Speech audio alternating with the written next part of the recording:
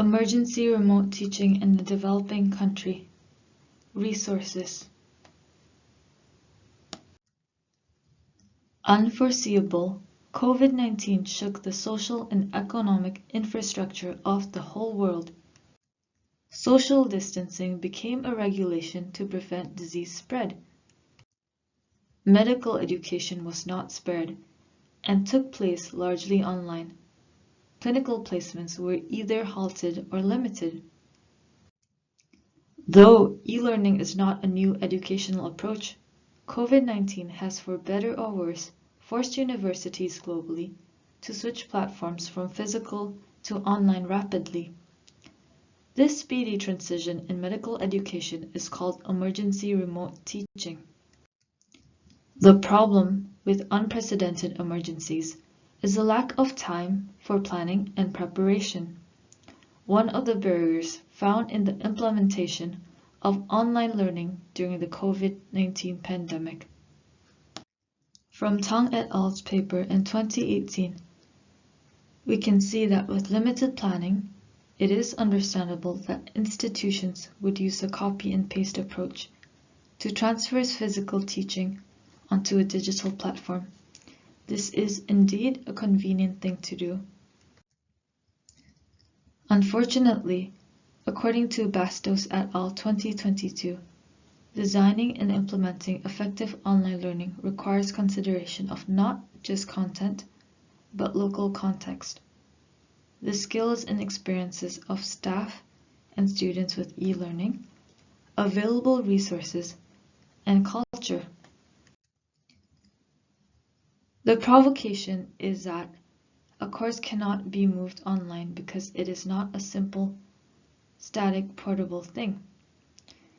As Fawn et al. 2020 says, a course is made up of emergent and interdependent activities, social and material, physical and digital environments. The factors above interplay with each other and need to be considered and addressed for effective implementation of online learning. My country, Indonesia, which is considered a developing country, had to also succumb to the effects of COVID-19. Medical schools in the country had no choice but to adopt emergency remote teaching.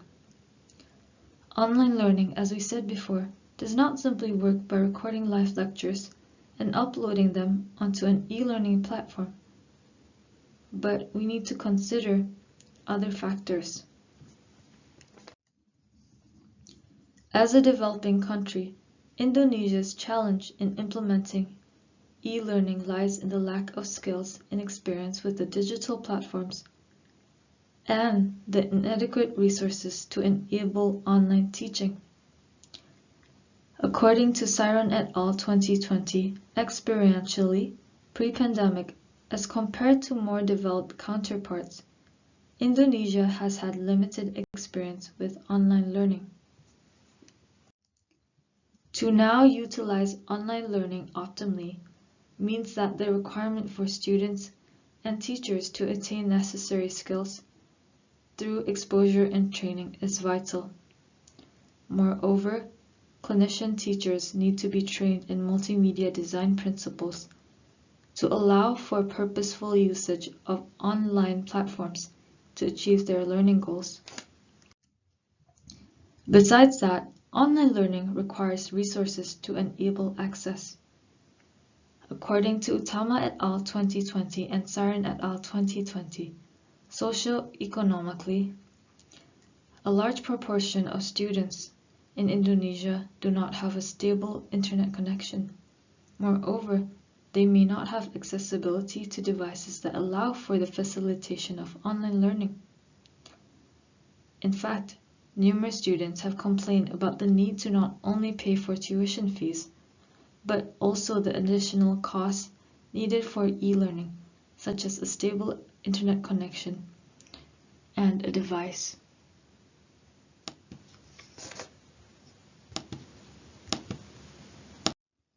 Going into the third year of the pandemic, online learning has now become a norm in the medical education field. We had the provocation earlier that we cannot just simply move a course online, but we need to consider context. The problem spaces are numerous, including who is responsible in addressing the lack of resources for, and training in online learning in areas such as digital literacy and multimedia design principles. However, we will focus on the lack of resources. As previously mentioned, gaining access to resources enabling e-learning, such as a stable internet connection, may be added financial burden to students. Online learning, however, can be more cost-effective than face-to-face teaching. Considering how e-learning may cost universities less money, as fees related to classroom teaching, such as electricity bills, is significantly lower, should universities be the ones who pay for students' internet needs for distance learning?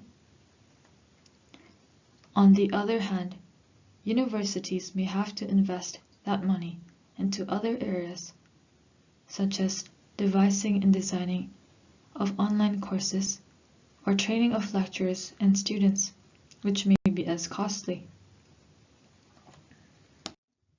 If the university is not the one to ensure students are provided with internet connection, should the responsibility then lie on the government, as the government was the one enforcing social restrictions? And the government has a public responsibility to do so. Whoever is responsible for the provision of resources that allow for online learning, whether the university, the government, or both together, whoever it is, they may have to find creative ways to provide resources that enable online learning. Online education is now global and mandatory in this pandemic. The question lies in whether the pandemic will ever end, and even if it does, will medical education revert back to pre-pandemic? And will e-learning be the staple method of education? If so, then we would have to make sure that all will have resources to access online learning. Thank you.